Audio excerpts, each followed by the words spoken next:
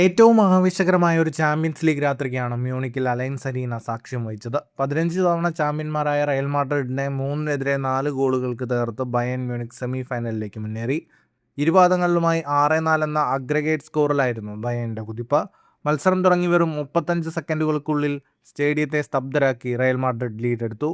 Bayern keeper Manuel നോയറുടെ പിഴവിൽ നിന്ന് പന്ത് ലഭിച്ച ആർദ ഗൂളർ ബോക്സിന് പുറത്തുനിന്ന് തൊടുത്ത ഷോട്ട് വലയിൽ പതിച്ചു. ഈ സീസണിലെ ഏറ്റവും വേഗതയേറിയ ഗോളായിരുന്നു ഇത്.